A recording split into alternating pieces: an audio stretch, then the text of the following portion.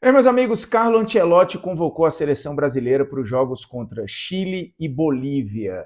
Uma convocação com muitas camadas, muitas novidades e algumas ausências muito marcantes. As principais, Rodrigo e Neymar. Lembrando que o Vinícius Júnior, como em um dos jogos estava suspenso, ficou por conta para não ir para altitude e também porque o Ancelotti não precisa conhecer o Vinícius Júnior. Mas Rodrigo e Neymar, eu acho que o sinal de alerta tá ligado. Eu arrisco a dizer que o Neymar nunca ficou tão perto de não ir para uma Copa do Mundo. Vamos ver, né? Vinheta.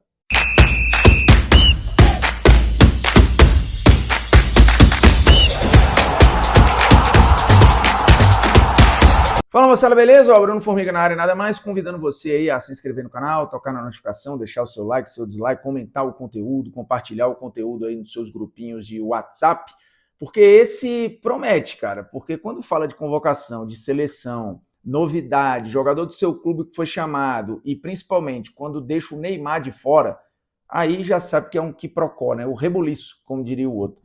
Seguinte, a convocação ela é boa, eu acho que tem muita justiça feita ali a nomes que mereciam ser chamados, retornos importantes, a consolidação de algumas figuras, as ausências a gente vai esmiuçar melhor, mas a uma altura dessa, faltando menos de um ano para a Copa do Mundo, a gente ter uma convocação tão mexida que causa tanto alvoroço, mostra quanto tempo a gente perdeu até de fato entregar a seleção para o Carlo Ancelotti, que só teve uma convocação, agora que está na segunda, vai ter aí praticamente mais duas janelas no ano que vem para já fazer a convocação à Vera.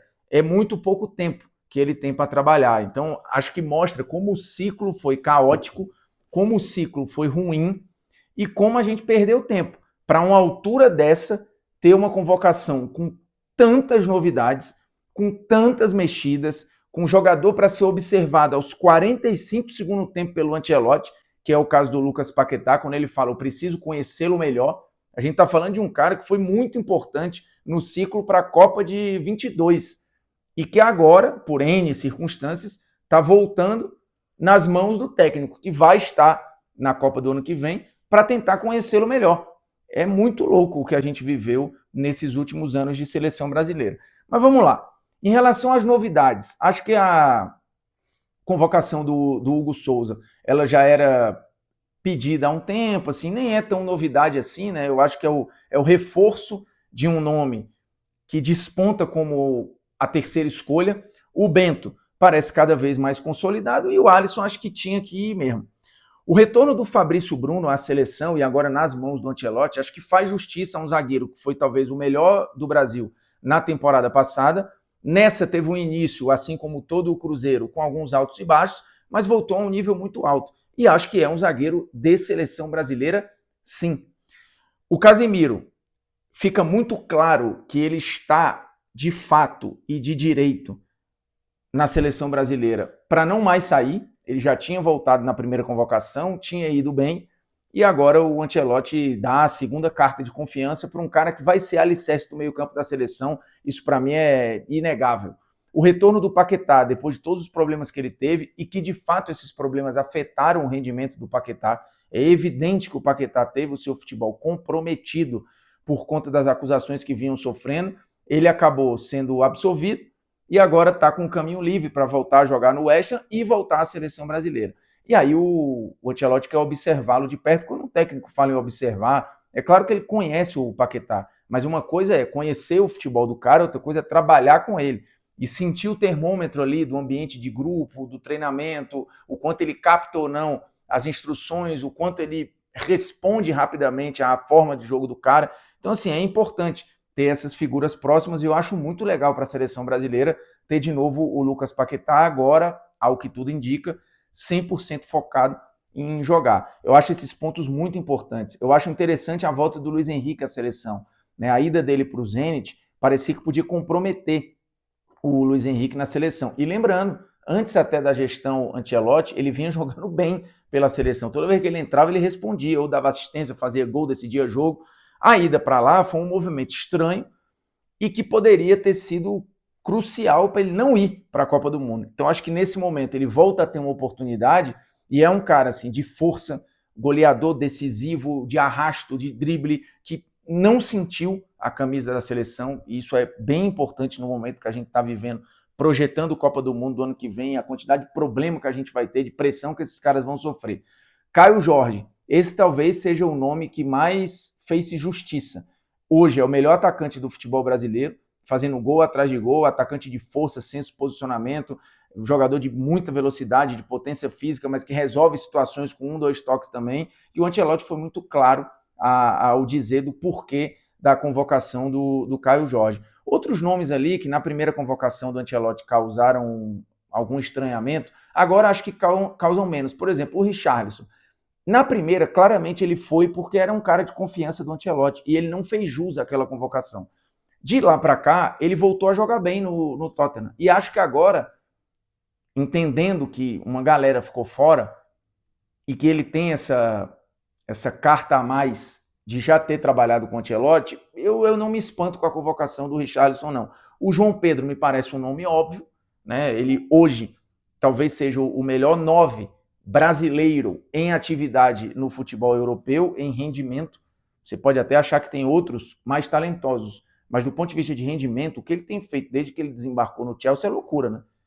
E acho que nesse momento a convocação é absolutamente justa. Você vai ter outros nomes ali, o Caio Henrique, já há muito tempo que era pedido. Eu acho que é justo que ele esteja na seleção. O Rafinha é um nome óbvio. Mas é importante falar das ausências. As ausências também dizem muito sobre o Ancelotti. Vinícius Júnior já estava suspenso em um dos jogos, então não fazia sentido ele vir só para viajar para a Bolívia, um desgaste danado, sendo que o Ancelotti conhece, sabe toda a capacidade do cara, então assim, não tem necessidade. Ficou numa temporada passada estouradaço com o Real Madrid jogando Copa do Mundo de Clubes, tá? Então assim, tá ok a não convocação do Vinícius. 2 nomes, acho que foram tratados assim, muito friamente ali pelo Ancelotti, e eu não estou fazendo julgamento aqui, tá? Se ele fez certo ou se ele fez errado. Acho que ele teve um distanciamento ali para falar de Neymar e do Rodrigo. O Rodrigo já tinha uma relação final com o Ancelotti um pouco estranha, né? De uso, de banco, enfim. A temporada também não começou legal para o Rodrigo. A gente não sabe qual é o olhar do Xabi Alonso para o Rodrigo, e ele ficou fora. Aqui eu acho que tem um sinal de alerta ligado para o Rodrigo.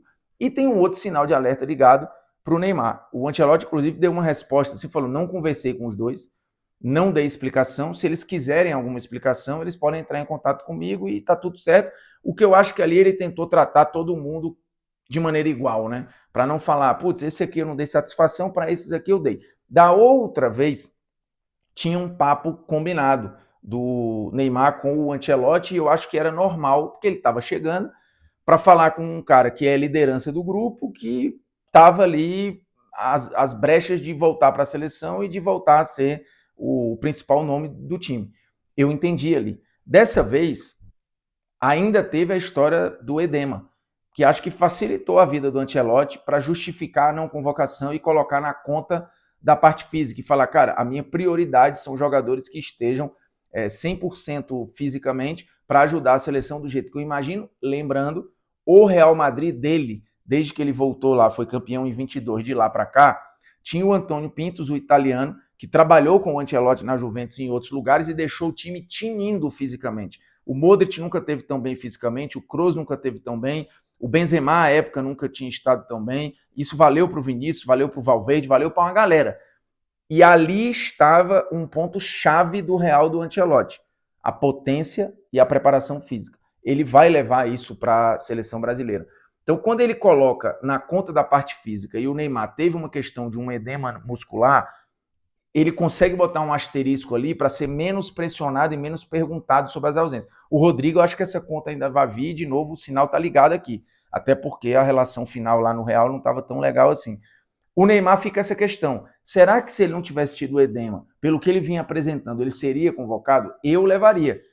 Até porque, de novo, assim, o jogo é no Maracanã, é despedida da seleção, o estádio vai estar cheio, o Neymar já vinha fazendo um jogo legal aqui, mais ou menos ali no Santos, que é 1 milhão de vezes pior que a seleção, então acho que, obviamente, ele ia levar o nível dele e dos companheiros, porque eles são muito melhores do que os caras que estão na seleção, então assim, eu levaria.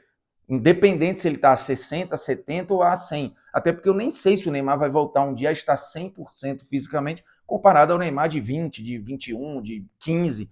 Fatalmente não estará. Ele vai adaptar o seu jogo a um outro momento físico. Mas a gente não vai saber. E o Ancelotti também não vai dizer se foi, ele já não iria levar de qualquer jeito, ou ele não levou pela questão do edema. Mas, de novo, para mim, o Neymar nunca esteve sob tanto risco de, mesmo jogando e apresentando o seu futebol, de não ir para a Copa do Mundo por uma escolha do treinador.